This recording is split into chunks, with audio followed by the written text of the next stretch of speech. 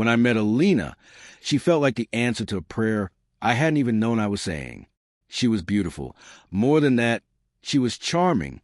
The kind of charm that didn't just flirt with your heart, but walked right in and made itself a home. We met at a friend's art gallery opening. She said she loved my taste in paintings. I was already sold. Things moved fast. Within 2 months, we were married. My friend said I was rushing, but I didn't listen. I thought they were just jealous or overly cautious. I had money, sure, but I believed what we had was real. It took another 2 months for reality to slap me hard across the face. It started with whispers. Friends saying they'd overheard her laughing about securing the bag or discussing prenup loopholes. At first, I defended her. Love makes you stupid. But one night, I came home early. She didn't hear me enter. I caught just enough of her conversation on the phone. 2 more months, and I'll convince him to put the house in my name. Then I'm out. Easy money. My stomach turned. I stood there for a moment, frozen, then quietly backed away. That night, I didn't say a word. I lay beside her, listening to her breathing, thinking about the betrayal. My heart was shattered, but I refused to be a fool any longer. The next morning, I visited my bank. Quietly and legally, I transferred every dollar, every cent, to my mother's account. She had always been wise, and she had always protected me. Now, I needed her protection again. I didn't confront Alina right away. I waited, played the part, watched her confusion grow as she realized the money wasn't accessible. One night, she snapped. "Where's the money?" she shouted, eyes wild. "You mean the money you were planning to steal?" I asked calmly. She froze. "I know Alina. I've known for weeks." Her face contorted. Guilt, anger, fear, all rolled into one. "We're done," I said. "You married me for money. Now all you have is the mirror and the truth." The divorce was swift. She didn't get a penny. My mother returned the money once it was safe, and I started over, wiser, stronger, and slower to trust. Love had tried to rob me blind, but in the end, it taught me something priceless. And I never looked back. In the weeks after the divorce, I found myself walking a strange line between heartbreak and relief. I wasn't just mourning the loss of a wife. I was mourning the illusion of love, the idea that someone could look you in the eyes, smile, kiss you goodnight, and still be lying through their teeth. But the thing about betrayal is, once you survive it, you see the world with sharper eyes. Alina tried to fight the divorce. Of course. She cried in court, played the victim, even accused me of hiding money illegally. But the bank transfers were clean, traceable, and most importantly, within my legal rights. My mother had been listed as a financial guardian years ago when I was recovering from surgery. So technically, I just reinstated her role. There was nothing Alina could touch. After the judge ruled in my favor, she walked past me outside the courtroom, her heels clicking like gunshots on the tile. "You'll regret this," she hissed. I looked at her, really looked, and felt nothing. Not anger, not hate, just emptiness. "I already regret meeting you," I said. After that, she disappeared. Rumor had it she moved cities, maybe even changed her name. I didn't care. I had other things to focus on. I poured myself into work again, not to drown my emotions, but to rebuild. I reconnected with old friends, the ones I'd ignored during the whirlwind romance. I took my mom on a vacation to Italy, something I'd always promised but never done. She smiled like I hadn't seen her smile in years. "You gave me back your money," she said on the last night of the trip, over wine and pasta.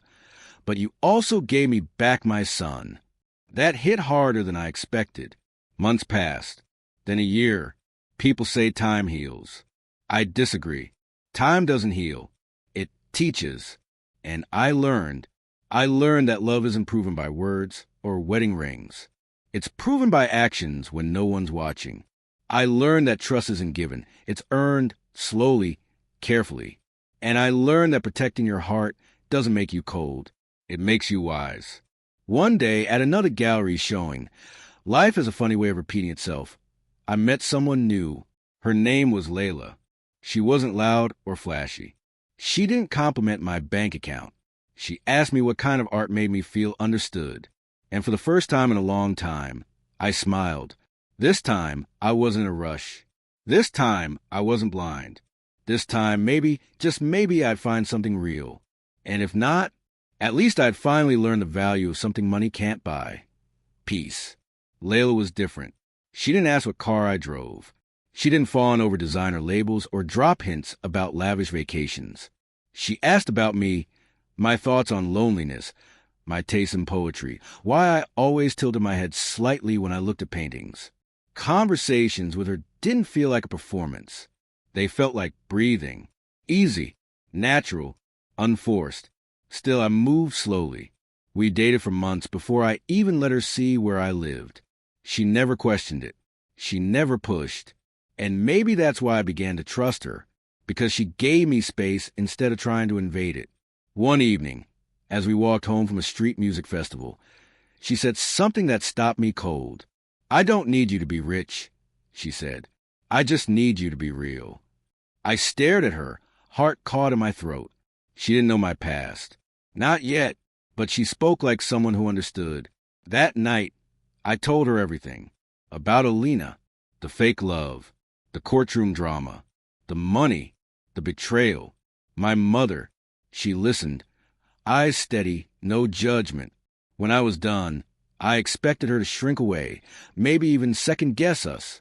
But instead, she just reached across the table and took my hand. "Then you're stronger than you think," she said. "And whoever taught you to protect yourself taught you well."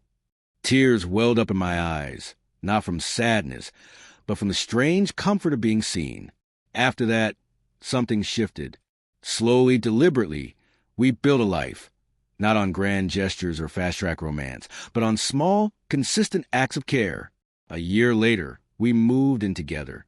Not long after, I proposed. Not with a flashy diamond or a helicopter ride.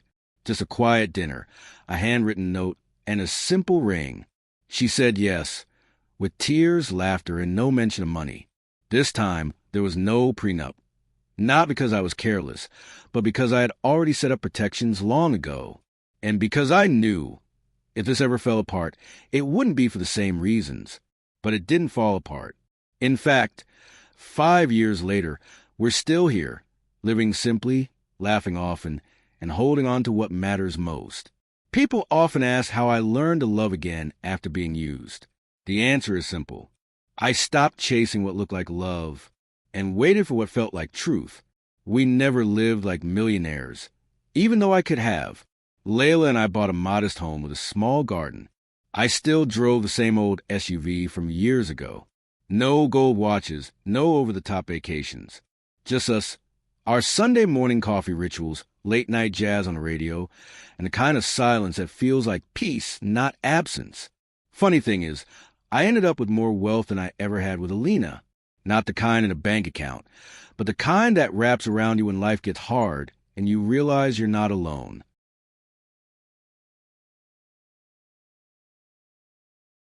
My mom adored Layla. "That woman's soul is calm," she once told me. "You need that kind of calm, not fire dressed up as passion." She was right. Again, it wasn't all smooth. I still had moments, triggers, doubts, a flinch when Layla reached for her phone with a sudden smile. But every time, she'd gently place her phone down, meet my eyes, and remind me without words, "You're safe now." We had our first child 2 years ago, a daughter. We named her Hope, not just because of what she meant to us, but because of what she symbolized. That even after betrayal, loss, and heartbreak, life had given me a second chance, and I took it with both hands. Sometimes I still get messages from old acquaintances. "Man, remember Alina?" They say, "What happened to her?" I don't answer, because what happened to her doesn't matter anymore. What matters is who I became. What matters is who I chose next. And what matters most is that I finally understand something I didn't back then. Love isn't proven by how someone enters your life. It's proven by how they stay. And she stayed, not for money, not for status, but for me. And for that, I'll be grateful forever.